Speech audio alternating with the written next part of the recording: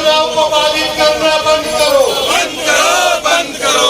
जात के नाम पर चुनाव को बाधित करना बंद करो, बंद करो, बंद करो। अंजुमन के असमत से खेलना बंद करो, बंद करो, बंद करो। जात के नाम पर वक्फ बोर्ड की मनमानी नहीं चलेगी, नहीं चलेगी।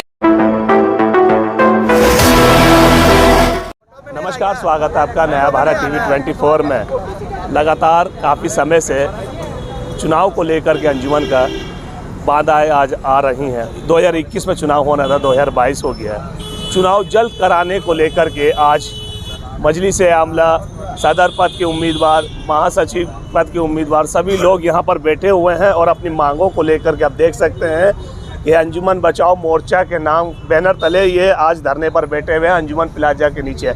आप देख सकते हैं सब जितने भी हैंडबिल हैं उनके हाथों में अलग अलग तरीके की बातें लिखी हुई हैं। जैसा कि मैं बता दूं, कैमरा पर्सन से गुजारिश करूंगा कि उधर दिखाया जाए कि सियासी, समाजी और दीनी बेदारी पैदा करो। दूसरा, शिक्षित बनो, संघर्ष करो, संगठित रहो। तीसरा आपका यहाँ पर आ गया ये हैंडबिल में बात बहुत अच्छी लिखी हुई है कि चुनाव रोककर अंजुमन की तरक्की में रुकावट पैदा करना बंद करो। आखिर कौन ऐसे लोग हैं जो चुनाव में बाधाएं डाल रहे हैं, या कौन ऐसे लोग हैं जो अंजुमन की तरक्की को नहीं चाहते हैं? सीधा बात करते हैं यहाँ के जो प्रतिनिधि लोग हैं और जो यहाँ के समाज के ओहदेदार हैं, सीधा बात करते हैं। अंजुमन का चुनाव शीघ्र हो, इसी मांग को लेकर हम लोग आज धरने पर बैठे हैं। हमारा कहना है, यहाँ पे ज़्यादातर लोग प्रत्याशी हैं, विभिन्न संगठनों के जो है प्रतिनिधि हैं। साफ सुथरी चुनाव, निष्पक्ष चुनाव हो, लेकिन चुनाव के जांच के नाम पर जो खिलवाड़ हो रहा है, इसके विरोध में आज हम लोग बैठक किए हैं, धरने पर हैं। कमेटी जो थी चुनाव कराने वाली, उसमें से अभी सुर्खियों के हिसाब से पता चला है कि कई लोगों ने इस्तीफा दे दिया है। तो आगे जाके चुनाव कैसे होगा? मुझे भी अज्ञात सूत्रों से पता चला है कि कन्वेनर के साथ जो सहयोगी थे, कुछ लोगों ने उसमें से त्यागपत्र दिया है अपने अपने कारणों से। मैं उस पर जाना नहीं चाहता, क्योंकि अंजुमन इस्लामिया के बायलॉज में साफ साफ एक कन्वेनर की बात कही गई है। वो अपने लिए जितने सहयोगी ले ले, उनके अख्तियार का मामला, उनके क्षेत्राधिकार का मामला है। क्यों दिया इस्तीफा, इस पर मुझे बहस नहीं करना है। हम लोग यहाँ जो आज धरने पर बैठे हैं, हमारा साफ कहना है कि अनावश्यक रूप से विभागीय मंत्री हफीजुल हसन, वक्फ बोर्ड का हस्तक्षेप ऐसा लगता है कि वक्फ बोर्ड के नियमावली के विरुद्ध है और अन्य सर इसके क्षेत्राधिकार में घुसपैठ कर करके ये मामला जो है संवैधानिक रूप से टकराव की स्थिति में पहुंच गया है। 2021 में चुनाव होना था, 2022 हो गया। आखिर ये चुनाव कब होगा? कौन सी सीमा तय होगी, तारीख तय होगी? अंजुमन इस्लामिया का चुनाव और विवाद का चोली दामन का साथ है। कोई ऐसा समय नहीं है, कालखंड नहीं है कि जब चुनाव हो और विवाद नहीं हो। फर्जी मतदाता के नाम पर हो या और कोई भी विषय हो सकता है, चुनाव के साथ विवाद रहा। इस बार भी कुछ लोग ने आपत्ति जताया है, दर्ज कराया है कि इसमें बहुत बड़े पैमाने पर फर्जीवाड़ा किया गया है, जेन्युइन कमेटियों को हटा दिया गया है।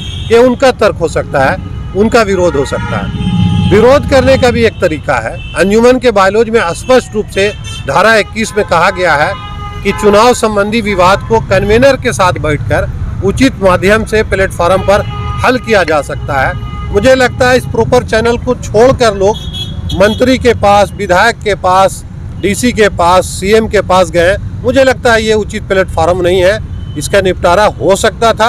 हाँ, एक बात इसमें है कि इसमें कन्वेनर को भी दिल बड़ा करने की ज़रूरत है। चीज़ों को बैठकर समझ करके इसका पटाक्षेप किया जा सकता था, लेकिन ऐसा नहीं हो रहा है। लगातार गतिरोध उत्पन्न होने से चुनाव 5 महीना प्रक्रिया में इधर 5 महीना विलम्ब से 10 महीना विलम्ब से चुनाव अभी चल रहा है। प्रक्रिया में रोक लगा दी गई है जांच के नाम पर। जिलानी साहब, मेरा एक लास्ट सवाल है कि अंजुमन की फिक्र आप ही लोगों को क्यों है? क्योंकि और लोग भी तो थे जिन्होंने आवेदन दिया था, चाहे आमला कमेटी में हो या फिर सदर कमेटी में हो या फिर आपका नायब सदर में हो, सेक्रेटरी में हो। आप ही लोग इतना फिक्र कर रहे हैं जो धरने पर बैठे, और लोग कहाँ गए? अक्सर कहा जाता है कि अच्छे काम करने वालों की संख्या कम होती है। 100% रिजल्ट जो है ना, कोई नहीं दे सकता है। 100% रिजल्ट की कामना लेकर के आप बैठेंगे तो धरना सफल नहीं होगा। कुछ ही लोग आंदोलन की शुरुआत करते हैं और कारवां बनता चला जाता है। जिसे अंजुमन इस्लामिया से मोहब्बत होगी, जिसे दर्द होगा कि हमारा संस्था बर्बाद हो रहा है, वो धरने पर बैठेगा। आप कोई चकल्लसबाजी और मजे के लिए अंजुमन इस्लामिया में अगर नामांकन किया है और उसके पास समय नहीं है, मैं हाथ जोड़ के खुद कहूँगा कि जिनके पास समय नहीं हो वो घर संभाले, अपना बिजनेस संभाले, अपना तिजारत संभाले, वेलकम है उसके लिए। जिलानी साहब, अगर वक्फ बोर्ड चुनाव कराती है तो इसमें दिक्कत कहाँ आ रही है, क्या दिक्कत है? वक्फ बोर्ड चुनाव कराए, हम वेलकम करेंगे। मैं सबसे पहले वेलकम करूँगा। वक्फ बोर्ड तो है ही नहीं अस्तित्व में। वक्फ बोर्ड के सीईओ वक्फ बोर्ड को ढो रहे हैं। जब बॉडी नहीं है तो एक्सिक्यूट कैसे कराएंगे? बोर्ड में पास होता है प्रस्ताव, तो बोर्ड है ही नहीं है। मंत्री जी को तो पहले बोर्ड का गठन करना चाहिए और 20 साल में अपना ऑडिट देंगे। 20 साल में तो वक्फ बोर्ड खुद ऑडिट नहीं दिया।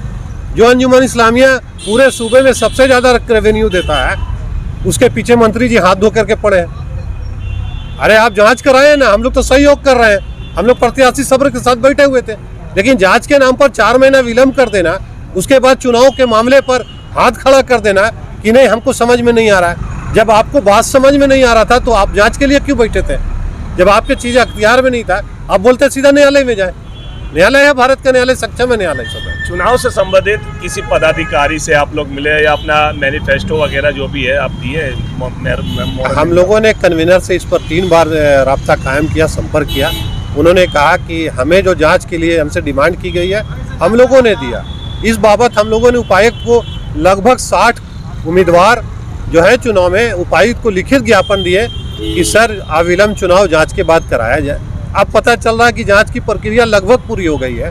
उसके बाद चुनाव नहीं कराना कहीं ना कहीं एक षड्यंत्र को जन्म दे रहा है कि भाई इसके पीछे कोई तो है या कोई तो शक्ति हिडन शक्ति है जो चुनाव को बाधित कर रहा है। कहीं ना कहीं कुछ लोग इसमें ऐसे भी लोग इन्वॉल्व है जो चुनाव नहीं लड़ना चाहते मगर इन्वॉल्व हो करके इस कमेटी को भंग करना चाहते हैं। देखिए ऑलरेडी कमेटी अभी कार्यवाहक है, कमेटी अस्तित्व में नहीं है, कार्यवाहक है। चूँकि चुनाव के कार्यकाल में वो पुरानी कमेटी कार्यवाहक होती है, कोई बड़ा पावर मैंने वो डिसीजन नहीं ले सकती, निर्णय ले सकती है। लेकिन चुनाव जांच के नाम पर जो लंबित किया गया है, अंजुमन इस्लामिया का विकास का कार्य पूरी तरीके से ठप पड़ा है। हॉस्पिटल में उतना खुलकर काम नहीं हो रहा है, कब्रिस्तान का मामला है, कॉलेज का मामला है, स्कूल का मामला है, सारे मामले लंबित हैं। इसकी जवाबदेही किसके ऊपर होगा? वक्फ बोर्ड के ऊपर होगा, विभागीय मंत्री के ऊपर होगा, किस पर होगा? या मौजूदा कमेटी पर होगा? ये पब्लिक जानना चाहिए। ये कब तक ऐसा होता रहेगा? चुनाव कब होने का आप लोग? मुझे तो लगता है ये सवाल आप कन्वीनर से करें, ये सवाल मंत्री से करें, ये वक्फ बोर्ड के सीईओ से पूछें कि जब आपका वक्फ बोर्ड नहीं पूरा है, आप किस हिसाब से जांच करा रहे हैं? और अगर जांच हो भी गया है तो चुनाव की घोषणा क्यों नहीं करते मंत्री साहब? अच्छा, आप लोग मंत्री के पास गए थे?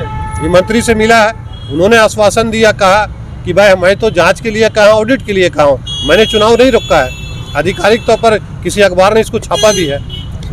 तो जिस अखबार ने इसको छापा है तो आप लोग उससे जानकारी पूरा लिए कि आखिर यहाँ तक ये मामला कैसे पहुँचा और किसने ये अखबार में छपवाया? क्योंकि मंत्री जी साफ मना कर रहे हैं। मंत्री जी ने खुद, मैं एक डेलीगेशन के साथ मैं खुद था, मंत्री जी ने स्पष्ट तौर पर कहा मैंने जांच की बात कही है, मैंने ऑडिट की बात कही है, मैंने चुनाव रोकने के लिए नहीं कहा है। एक तरफ मंत्री जी का पितृपत्र विभाग को जाता है कि अविलंब चुनाव रोकवाएं, IPID में इसका सूचना पब्लिश होता है, ठीक है।